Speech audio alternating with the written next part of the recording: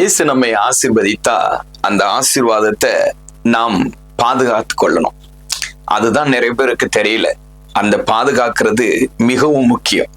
என்னவென்று சொன்னால், ஒரு சின்ன குழந்தைகிட்ட ஒரு பொம்மையை கொடுத்து தனியா அனுப்பணும்னா, அந்த சின்ன குழந்தையோட ஒரு 2 வயசு பெரிய ஆளா இருக்கிற ஒரு பையன் பக்கத்துல இருந்தானா, அக்கம் பக்கம் பார்த்துட்டு அந்த குழந்தை கையில இருக்கிற அந்த பொம்மையை என்ன பண்ணுவான், புடுங்கிட்டு போயிடுவான். அதே போல அது ஐஸ்கிரீம் வச்சிருந்தா கூட அந்த குழந்தையோட கொஞ்சம் மூத்த குழந்தை, கொஞ்சம் வயது அதிகமா இருக்கிற குழந்தைய இருந்தா அக்கம் பக்கம் பார்த்துட்டு அது என்ன செய்யும், புடிங்கிட்டு போயிடும். இப்படிதாங்க நம்முடைய வாழ்க்கையில ஆண்டவர்கிட்ட நம்ம அழுது நம்ம என்ன பண்றோம், ஆசீர்வாதத்தை கேட்கிறோம். ஆனா ஆசீர்வாதத்தை கேட்டு வீட்டுக்குள்ள கொண்டு வைக்கிறதுக்குள்ள இந்த சின்ன குழந்தைகிட்ட இருக்கிற பொம்மையை திருடிட்டு போனான் பாத்தீங்களா? அதே போலதான் நமக்கு தெரியாம ஒரு ஆவி, பிசாசு, அது என்ன செய்யுது, நம்முடைய ஆசீர்வாதத்தை திருடிட்டு போயிடும். அதனாலதான் நம்ம ரொம்ப ரொம்ப ஜாக்கிரதையா இருக்கணும். அதுக்குதான் ஆண்டவர் நமக்கு வார்த்தையை கொடுத்திருக்கிறாரு. அந்த வார்த்தை நம்ம இருதயத்துல இல்ல, கிரியையிலயும் இருக்கணுமா. அந்த கிரியை நிமித்தமாக நம்ம ஆண்டவர்கிட்ட ஆசீர்வாதத்தை வாங்கிட்டு வீட்டுக்கு கொண்டு வந்து அந்த பெட்டிக்குள்ள வைத்து பூட்டுற வரைக்கும் நம்ம என்ன பண்ணணும், பாதுகாப்பா இருக்கணும். ஆண்டவர் இயேசு கிறிஸ்துடைய வார்த்தையில நம்ம பாதுகாக்கப்படணுமா. அந்த வார்த்தை நம்ம இருதயத்துல மாத்திரமல்ல, கிரியையிலையும் இருக்கணுமா. அப்படி நம்ம கிரியையிலையும் இருப்போம் என்று சொன்னா, அந்த பெட்டிக்குள்ள கொண்டு போய் நம்ம வைக்கிற அந்த பணம் 10, 15, 20 பெட்டியாக மாறும். அத நிறைய பேர் இன்னைக்கு என்ன பண்றாங்க, விட்டுறாங்க. விடக்கூடாது. நம்ம என்ன செய்யணும், அங்கேயும் இங்கேயும் பார்த்து இந்த சின்ன குழந்தைங்க பொம்மையை திருடிட்டு போயிடுவோம் பாத்தீங்களா, அந்த மாதிரி இடம் கொடுக்காதபடி நம்ம ஜாக்கிரதையா இருக்கணும். அந்த திருடுற மனுஷன் எப்படிப்பட்டவன் சொன்னா, அவன் மிகவும் கோபக்காரனா இருப்பான். அந்த திருடுறவன் மிகவும் கோபக்காரனா இருப்பான். அந்த திருடன் மிகவும் எரிச்சலை உண்டு பண்ணுவான். அந்த திருடன் எப்பொழுதும் ஒரு பொல்லாத சிந்தை உள்ளவனா இருப்பான். அந்த திருடுறவன் ஆசையை காட்டி நம்மள தள்ளிடுவான். அந்த திருடுறவன் நம்ம எப்பொழுதும் பார்த்துட்டே இருப்பான். ஆகவே நாம என்ன செய்யணும், அந்த திருடனுக்கு எச்சரிக்கையா இருக்கணும். அந்த திருடனுக்கு நான் எச்சரிக்கையா இருக்கணும்னா, இயேசு கிறிஸ்து எனக்கு ஒரு வார்த்தை சொல்லியிருக்கிறாரு. என்ன வார்த்தை சொல்லியிருக்கிறார் தெரியுமா? அவர் என்ன சொல்றாருன்னா, நீ எப்பொழுதும் சந்தோஷத்தோட இருக்கணும். அந்த சந்தோஷத்துல கொஞ்சமும் குறைவு இருக்கக்கூடாது என்று இயேசு சொன்னாரு. இயேசு சொன்னதை நம்ம விசுவாசிக்கும் பொழுது அற்புதம் நடக்கும். நீ நீடிய சாந்தத்தோடு இருக்கணும், சமாதானத்தோடு இருக்கணும். அப்ப நீடிய சாந்தம் உள்ளவனா இருக்கணும். அப்ப திருடன் என்ன செய்வான், என் பணத்தை அவன் திருட முடியாது. நீடிய பொறுமையோடு இருக்கணும்.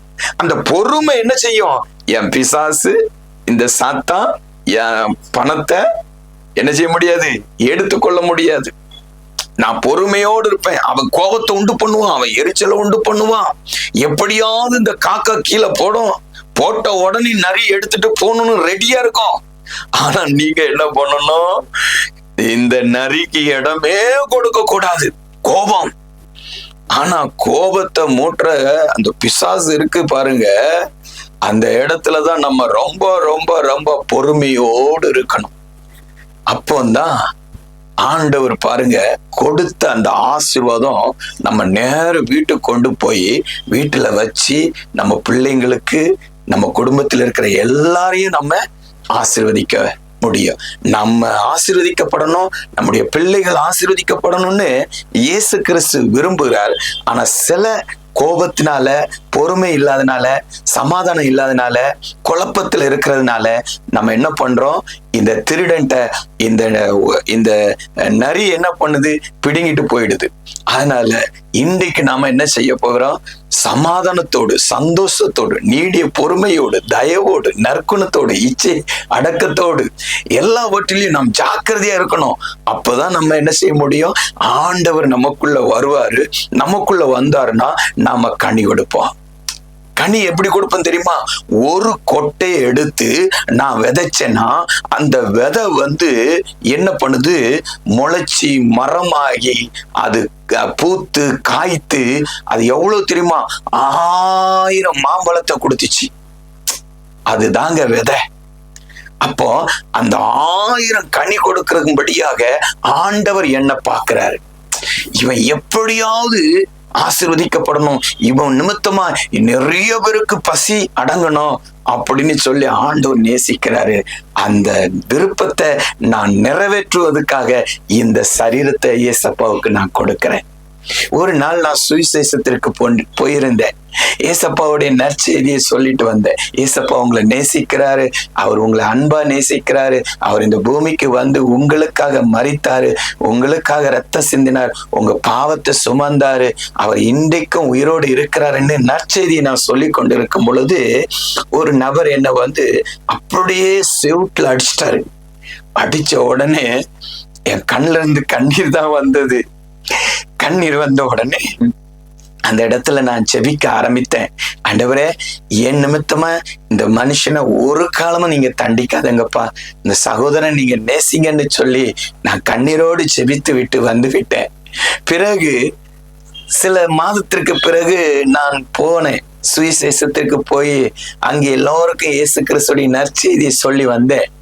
அப்போ ஒரு சத்தம் கேக்குது, ஏசப்பா உங்களை நேசிக்கிறார், அவர் இந்த பூமிக்கு வந்தார், மனுஷகுமாரன் நம்முடைய பாவங்களை சுமந்து தீர்த்தார், அவர் அன்புள்ளவராய் இருக்கிறார், பாவியாய் இருக்கிற உங்களை ரட்சிக்கிறார், அவர் நமக்கு ஒரு ஜீவனை தருகிறார், பரலோக ராஜ்யத்தை குறித்து நமக்கு வெளிப்படுத்தியிருக்கிறார், இயேசு கிறிஸ்து அன்புள்ளவர் என்று சத்தம் கேட்டுக்கொண்டிருந்தது.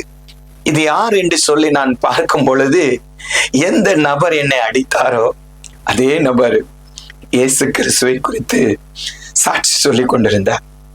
அப்பொழுது எனக்கு மிகவும் மகிழ்ச்சி. அந்த சகோதரனை நான் கட்டி பிடித்து அரவணைத்து முத்தமிட்டேன். சகோதரா, நான் தனியாக நின்று இயேசு கிறிஸ்துடைய நற்சாட்சியை சொல்லி கொண்டு வந்தேன். ஆனால் இப்பொழுது எனக்கு ஒரு சகோதரன் கிடைத்திருக்கிறான் என்று நான் மிகவும் மகிழ்ச்சி அடைகிறேன் என்று அன்றைக்கு அந்த சகோதரனுக்கு நன்றி சொல்லி அவனுக்கு கிறிஸ்து இயேசுடைய அன்பை பகிர்ந்து கொண்டு வந்தேன். ஆம், என் அன்பு சகோதர சகோதரிகளே, நாம் அன்பை பெற்றுக்கொண்டோம் என்று சொன்னால் அதை மற்றவருக்கும் நான் பகிர்ந்து கொள்ள வேண்டும். யாரையும் நாம் சபிக்க கூடாது.